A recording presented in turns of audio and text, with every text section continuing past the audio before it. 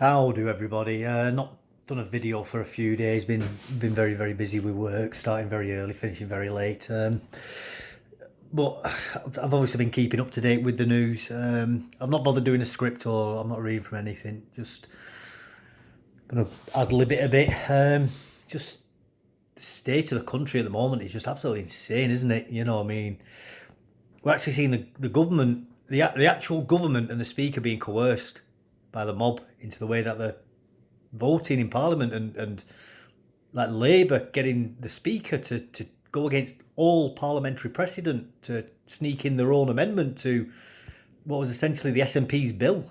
Discussion point, madness, madness. And then we saw it on the Big Ben, I believe it's the Elizabeth Tower it's called, the clock tower, from the rivers to the sea getting projected on there, and the police were actually stood there watching it getting projected.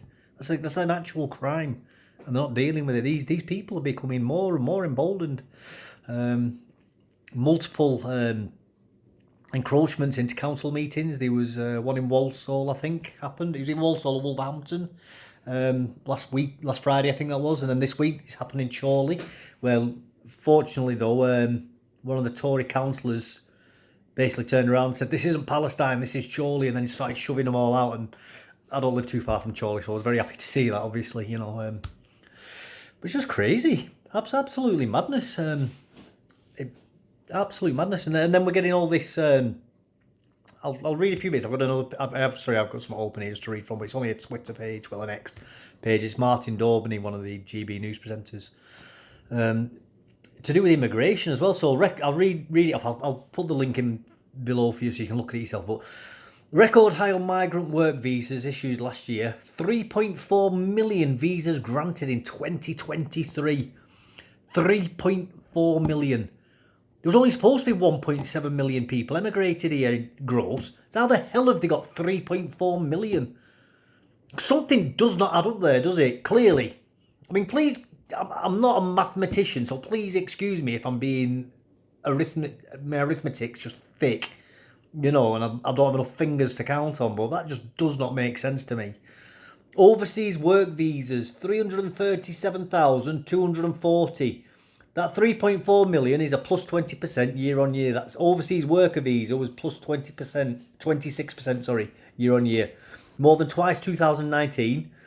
Healthcare visas, 146,477, almost doubled, more than 50% of all visas issued. Dependents, 279,131 visas granted, 80% higher than 2022. Care workers' families, 73% of all dependent visas. This is the big one, is the families. When you hear about somebody coming over for a university, and then they bring the wife and the 10 kids and grandma and granddad and everybody else and all their uncles and aunties. Everybody else has to come over. And they start bringing it. Chain migration just exponentially increases the amount of migration. Bills for hotels and asylum support. 5.4 billion per year. £15 million per day. There you go. That is where all of your money's going. Not to mention also, obviously, we're being scalped by energy companies and food supermarkets and that, Add to this record asylum, 62,336 in 2023. Highest since records began in 94. 3.4 million total visas granted include 1.4 million work visas. That is just absolutely unsustainable, isn't it? Oh, unsustainable. That is a recipe for disaster. When you're wondering why you can't get a doctor's appointment, why there's no available dentists nearby, why rents are going up, if you're looking for a house to buy, you're getting priced out of the market, why when you're trying to drive somewhere the roads are clogged up, why you see trouble everywhere you go, why the crime's going up, all these things, why there's litter in the streets everywhere. This is why. This is absolutely why, because the country is just getting flooded with people who don't belong here and who've got totally different standards to what we have here. And before anybody tries to accuse me of being a bigot or a racist or anything like that, yes, I have travelled the world, and yes, I do have two eyes, and I'm able to observe how people live in their own countries, and I've seen it firsthand. You can tell when you're not in England. You absolutely can tell by what isn't by the absence of the English way of life. I can even tell when I've gone to Scotland or to Wales. It's just even those places that's so close, almost 99.9% the same, but you can still tell that you're somewhere else. Even before you hear people talk, you just know. There's even a difference between North and South England. You can just tell the difference. You don't need to be able to explain it. It's incommunicable. You just feel it in your gut. You just know it's like art. You can't describe art. You can't tell me what art is or isn't. You just know it when you see it. And it's the same with your own country, your own culture, your own values, your own traditions. You notice it when it's not there. You know, and you notice when there's different ones coming here as well. This is just going to lead to madness, absolute madness. The country's going bankrupt. You know, they're sending more money to Ukraine. You know, they're on. I can't believe. You know, it's just madness. It's absolute madness. In the next election, I think I will be voting Reform. Not that I think Reform are a good party. I just think they're the least worst choice. People saying they're not going to vote, that's crazy.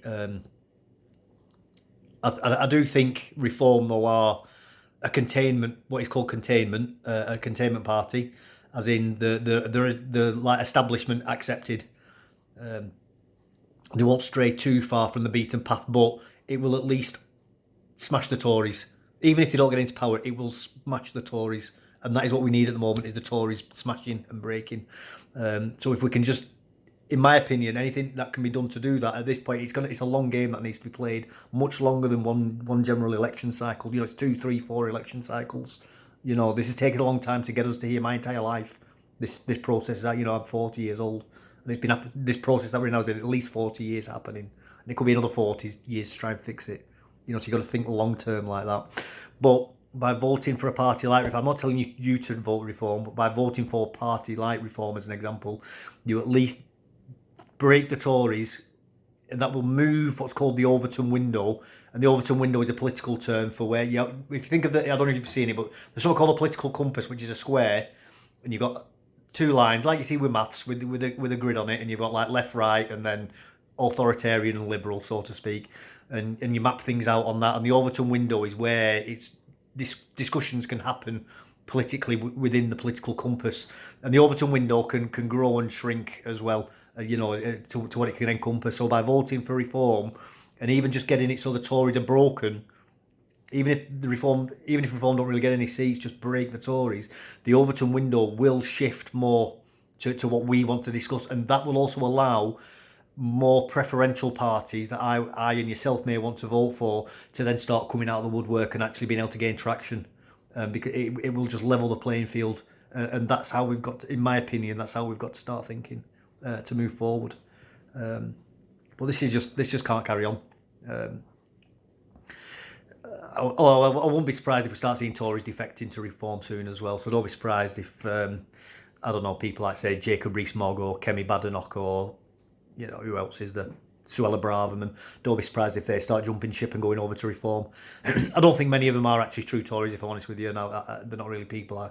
You know what they've already done. I mean, Jacob Rees-Mogg, you know, like when he was on GB News yesterday, I think it was, had a man who I believe is quite an Islamic extremist on, was telling absolute lies, saying that the people who turned up to the cenotaph were throwing petrol bombs at the police and half of them got arrested.